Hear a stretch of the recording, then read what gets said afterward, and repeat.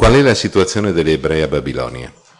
Abbiamo detto prima, erano servi. Servo significa che uno viene pagato per il lavoro che fa, solo che non ha orari. E quindi con l'andare del tempo, e se uno sapeva amministrarsi, poteva riscattarsi.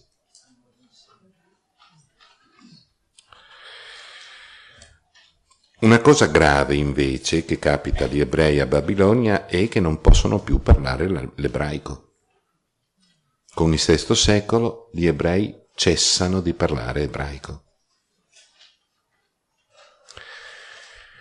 Ed è interessante perché la maggior parte della letteratura biblica che noi possediamo, nella sua fase redazionale, cioè nella sua fisionomia finale, è da questo periodo in avanti, ed è in ebraico. E quindi è un ebraico che noi chiameremo accademico. Non è l'ebraico parlato, perché non si parla più. Gli ebrei sono costretti a imparare una nuova lingua che è il babilonese. Sotto il profilo linguistico è più preciso dire aramaico imperiale. Ovviamente gli ebrei, da gente delle classi sociali meno abbienti, parlano un aramaico che è storpiato, come i nostri emigranti. Quando andavano all'estero si imparavano la lingua del luogo, ma la storpiavano a modo loro. Questo aramaico storpiato verrà chiamato aramaico palestinese ed era la lingua che parlava Gesù. Dunque, non avere la propria lingua significa dimenticare un patrimonio immenso, proprio perderlo. Gli ebrei stanno perdendo la loro fisionomia. Tenete presente anche un altro elemento, non hanno più culto. Una fede senza culto man mano si spegne. Questa è una cosa molto seria. Terzo, anche il tempo viene computato in maniera diversa, perché il calendario babilonese sconvolge la concezione del tempo e sconvolge in modo tale che gli ebrei acquisiranno il calendario babilonese dimenticando il loro antico calendario, che noi oggi non conosciamo, proprio perché l'hanno dimenticato. E quindi non viene riportato da nessuna parte. Abbiamo qualche frammento di questo calendario precedente, ma di fatto noi conosciamo benissimo il calendario ebraico dal VI secolo in avanti. Viene sconvolto anche il modo di concepire il giorno. Noi oggi, in questo momento, siamo alla fine della domenica. E stasera, quando compariranno le 3 stelle in cielo, è già lunedì. Chi è abituato a contare il giorno da mezzanotte a mezzanotte, con questo nuovo computo, crea confusione in testa. Ci vediamo alle prime luci del lunedì. Per noi vuol dire domani mattina all'alba. A Babilonia significa le prime stelle della domenica sera. È un'altra cosa. Ti cambia il modo di pensare. Questo non lo dobbiamo mai dimenticare.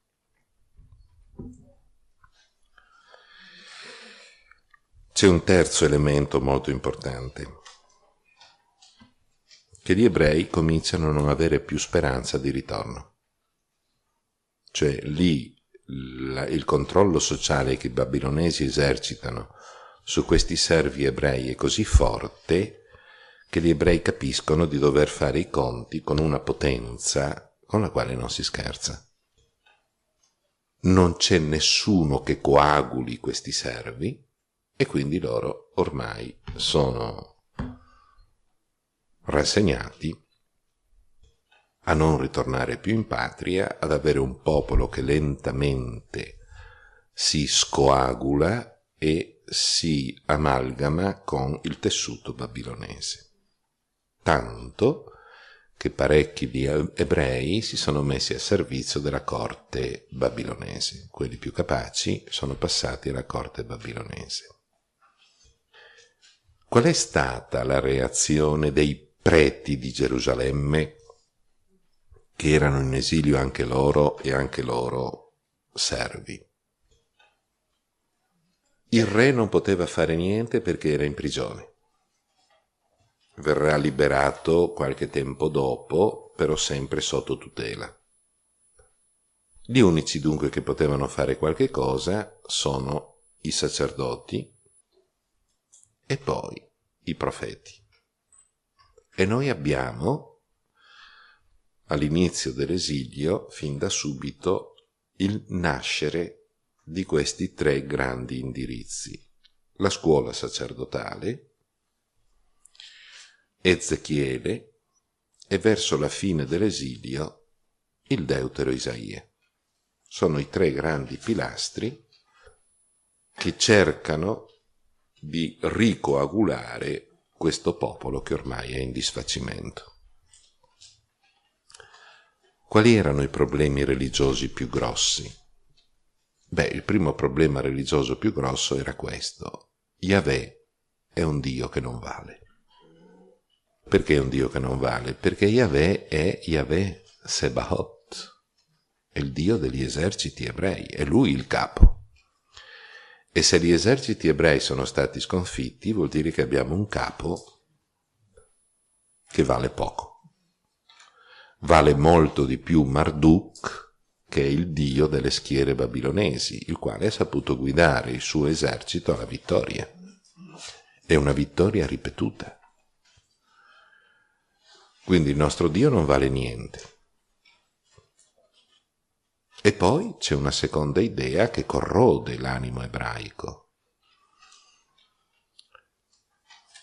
Dio lo conosciamo per come si manifesta. Se non si manifesta vuol dire che Dio non c'è.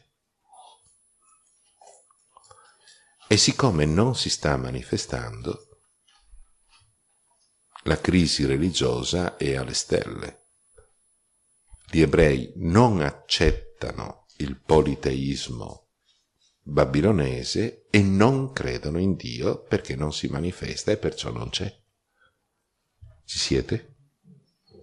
È una delle crisi religiose più brutte che noi abbiamo nella storia biblica. Se voi mettete insieme questa crisi religiosa più la crisi culturale, messi insieme sono una potenza tale che stronca qualunque titano. Per di più, grava sugli ebrei un altro concetto che a noi non è familiare ed è difficile da capire.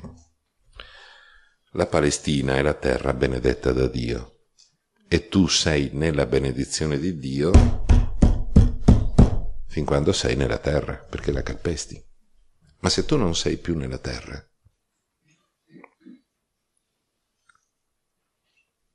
non sei benedetto da Dio. Ora, la prima benedizione che Dio dà nella terra è la vita. Tu sei fuori dalla terra, è come se tu fossi morto. Come se tu fossi morto. Il popolo è morto, punto. Perché non ha più la benedizione di Dio. Questo concetto, ripeto, per noi non è importante, ma per loro era fondamentale. Qual è la risposta che dentro al popolo nasce? Come vi dicevo, questi tre punti di riferimento molto forti. Il primo è il profeta Ezechiele, poi c'è la scuola sacerdotale e poi c'è il deutero Isaia. Vediamo questi tre colossi come rispondono a queste situazioni. Ezechiele.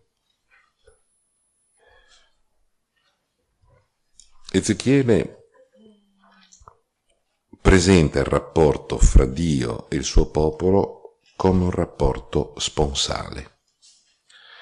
Non è che Dio sia marito di Israele, ma le nozze sono un simbolo per capire il legame fra Dio ed Israele. Se voi leggete il capitolo 16 di Ezechiele, potete anche commuovervi, perché Dio dice: io ti ho preso come bambina piccola, neonata, abbandonata da tua madre, ti ho pulito, ti ho allevato, ti ho fatto arrivare all'età dell'amore, ti ho preparato al matrimonio, sei diventata mia sposa e poi mi hai cornificato. Però il rapporto di amore è questo. Ezechiele dunque presenta questo tipo di modello al popolo in esilio per dire: Dio non può abbandonare il suo popolo, anche se il suo popolo è fedifrago. Un secondo concetto che Ezechiele predicherà sarà la responsabilità individuale. Gli ebrei dicevano: noi abbiamo sbagliato, Dio ci ha castigato, ci ha mandato in esilio e castigherà i nostri figli, i nostri nipoti, i nostri pronipoti, perché l'errore dei padri viene pagato anche dai successori. Ed Ezechiele dice: no, è ora di finirla di dire che i padri hanno mangiato i frutti acerbi e i denti dei figli si sono allegati. Dice: è finita. Ognuno paga per sé. E quindi l'esilio non può durare per sempre. È un concetto anche questo, per noi ovvio, perché siamo abituati alla cosiddetta responsabilità individuale. Ma se voi pensate che allora c'era questa personalità cosiddetta collettiva e non c'era la responsabilità individuale, voi capite il salto concettuale e culturale che Ezechiele sta predicando. Personalità corporativa è una delle chiavi di lettura di tutto ciò che accade in Israele prima del VI secolo. E vi dirò anche che dopo il VI secolo questa specie di personalità corporativa non viene cancellata del tutto, proprio è talmente radicata anche in noi oggi,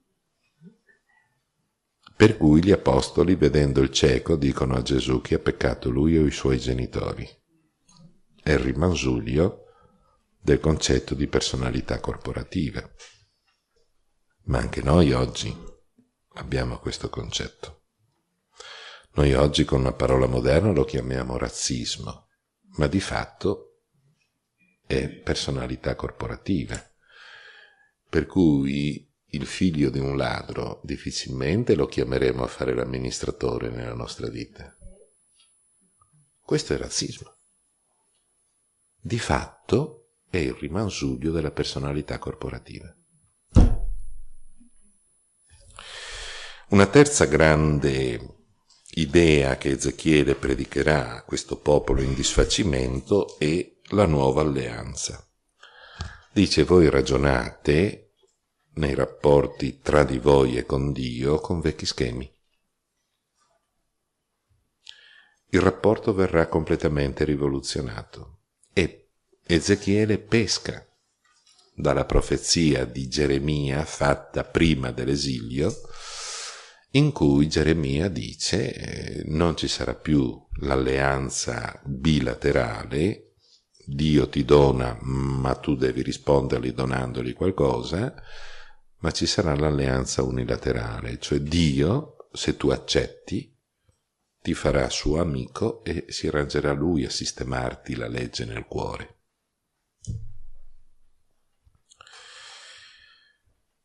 Infine ci sono altri due concetti che Ezechiele propone a questa gente. La rivitalizzazione delle ossa aride. Dice: io ho avuto questa visione, ve la dico. Grande valle, un mucchio di ossa, queste ossa siete voi. Non c'è speranza di vita.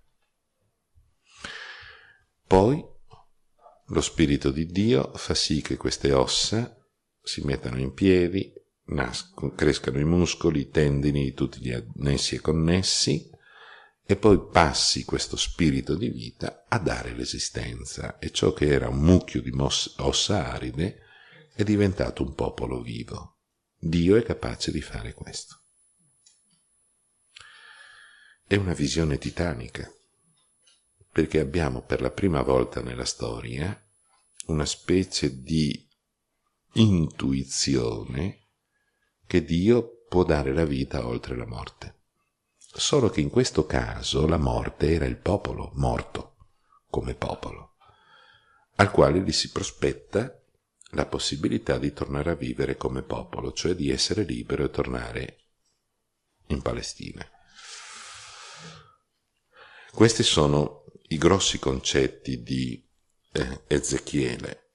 L'ultimo, e dedicherà addirittura 9 capitoli del suo libro, è la visione della Gerusalemme ricostruita.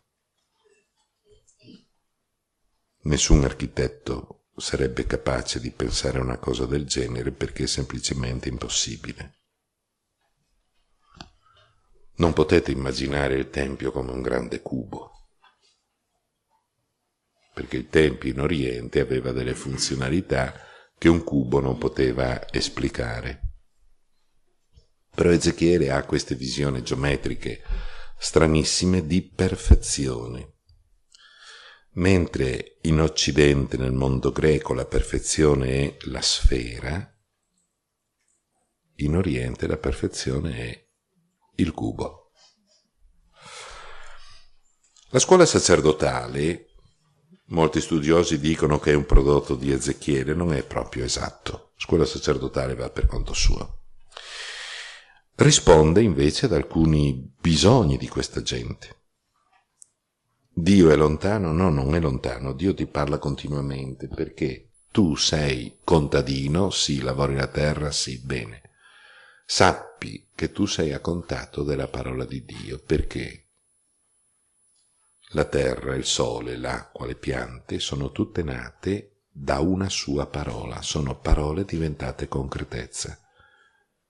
Quindi tu, quando lavori la terra, lavori la parola di Dio, non sei lontano dunque dal dialogo con Lui. Una seconda grande idea è quest'altra: non è vero che Dio non agisca. Dio non agisce come vuoi tu, ma Dio agisce. Il fatto che tu ami tua moglie, che tu ami tuo marito, tu uomo ami la tua donna, tu donna ami il tuo uomo, questo fa sì che voi siate Tselem Uademut di Dio, immagine e somiglianza. E quindi se non agisce nei campi di battaglia, agisce però nella vita delle persone, perché ciò che ti rende coppia è immagine e somiglianza di Dio. E quindi tu Dio lo puoi sperimentare in questo dialogo affettivo. È una visione estremamente bella e profonda della coppia umana. Poi c'è una terza idea che la scuola sacerdotale presenta ed è l'alleanza come realtà che l'uomo può infrangere, Dio no. E da qui nasce un concetto che per noi sarebbe impossibile. Proviamo a seguirlo. Nella concezione dell'alleanza che ha la scuola sacerdotale e che è espressa nel capitolo 17 del libro della Genesi, le cose stanno in questa maniera. Dio è fedele al popolo e il popolo giura che sarà fedele a Dio. Il popolo non sarà fedele a Dio e quindi romperà l'alleanza. Ma Dio non la rompe. Dio è fedele, perché Dio mantiene sempre la sua parola data. Se Dio continua ad essere fedele con Israele, non è perché Israele lo meriti. Israele rompe l'alleanza, meriterebbe il castigo. Dio invece, proprio perché Lui mantiene l'alleanza, Dio è giusto. Giusto in Oriente è colui che mantiene la parola data. ma è anche misericordioso perché Israele non lo merita. Eppure Dio dice: per amore del mio nome io mantengo l'alleanza con te. Cioè, per l'onestà che io ho verso me stesso, mantengo la parola data e quindi devo essere misericordioso con te, non posso fare diversamente. Altrimenti l'alleanza non sussiste. E siccome io sono fedele all'alleanza e perciò voglio che l'alleanza sussista, e in questo sono giusto, io non posso con te se non essere misericordioso. E nasce la contraddizione: Dio è giusto e misericordioso. Concetti occidentali assolutamente non associabili, ma in Oriente invece, con questa dinamica di pensiero che ho cercato di spiegarvi, diventa chiarissimo, anzi logico. Se Dio è misericordioso è tale perché è giusto. Provate a dirglielo a un giudice del nostro tribunale. Dirà, vi guarda fisso e dice: sto qua ha perso la sinderesi. Mentre invece nel mondo orientale le cose stanno così. Un ultimo elemento: quello che Dio dona, lo dona per sempre. Non è che Dio dona e poi ritrae. Non è come gli uomini. Quello che Dio dona, lo dona per sempre. Da qui questo concetto che permea tutto lo scritto sacerdotale, che poi è confluito nel Pentateuco, per cui voi avete uno strato molto arcaico del Pentateuco, poi avete uno strato relativamente recente, poi il deuteronomista e poi il sacerdotale. L'ultimo è lo scritto sacerdotale. Hanno pressato il tutto ed è venuto fuori un insieme di 5 libri. In ogni libro voi trovate queste stratificazioni, dove più, dove meno. Questo concetto, che Dio quello che dà non se lo riprende, perché è un dono, è una benedizione, la benedizione è un regalo, porterà poi i saggi di Israele post-esilici ad arrivare alla concezione della vita dopo la vita, attraverso un ragionamento che è molto semplice. Se Dio ti ha amato una volta, quell'amore non si spegne più. Ma se tu ti spegni e muori tutto, perché gli ebrei non avevano la concezione dell'anima immortale, l'amore di Dio è senza destinatario. E dunque sarebbe un amore assurdo. Dio ama chi? Nessuno. E lì i sapienti ebrei hanno cominciato a dire: l'amore di Dio è eterno, ma non è assurdo. E quindi noi moriamo, ma da qualche parte veniamo fuori vivi un'altra volta, perché altrimenti quell'amore non avrebbe senso. Vi è chiaro?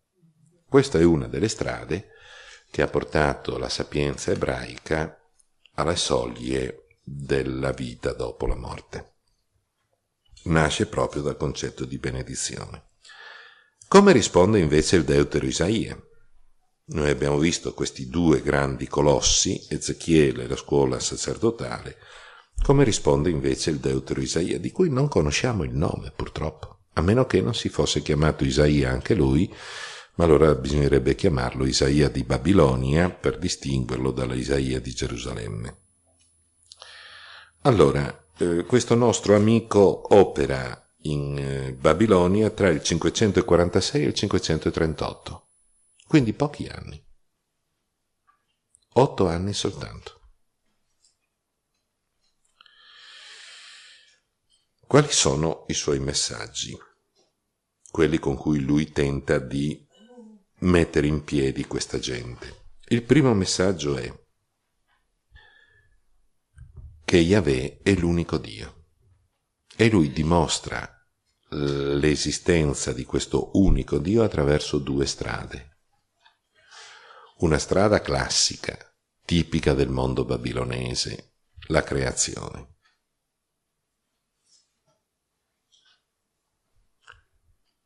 Perché esiste qualche cosa e non il nulla? Sono domande della filosofia moderna.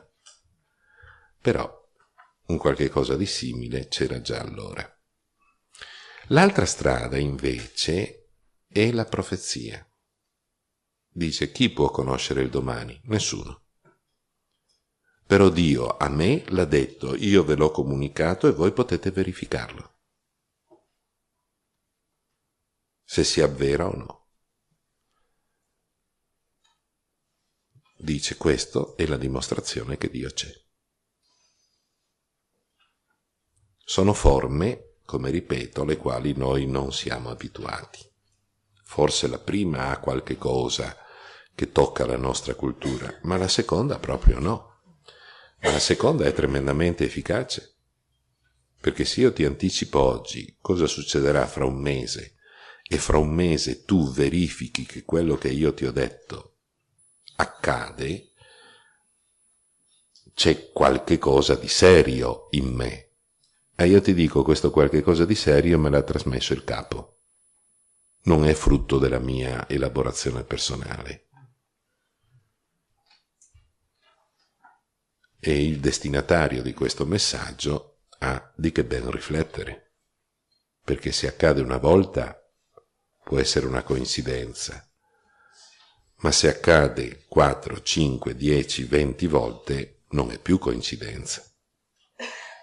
E il deutero Isaia corre su questa linea per dire Dio c'è e opera, perché a me sta dicendo cosa succederà fra, e io ve lo comunico e voi lo potrete constatare. E quando lo constaterete, tirerete le conclusioni. Il secondo grande concetto che Isaia predica è Yahweh, Dio della storia. È un concetto più facile da capire, ma per allora era ostico. Se tu, popolo, pensi che Dio sia debole, perché tu sei stato sconfitto e sei stato portato in esilio, cosa penserai quando tu sarai liberato da un altro pagano, da un altro re pagano? E il deutero Isaia formula il concetto in maniera veramente lapidario. Dice, Dio si è servito di Nabucodonosor per farvi capire che Dio non lo potete prendere sotto gamba come vi pare. E quindi questa sberla che vi ha dato è stato lui a darvela per mezzo di Nabucodonosor. E adesso che avete capito la lezione, siccome Dio non castiga per punire ma solo per correggere, adesso che l'avete capita, vedrete, manderà un altro re pagano, Ciro, il quale sottometterà i babilonesi e vi libererà dall'esilio. E su questi due elementi il deutero Isaia fa tutto il discorso su questo Dio padrone della storia. È un concetto anche affascinante.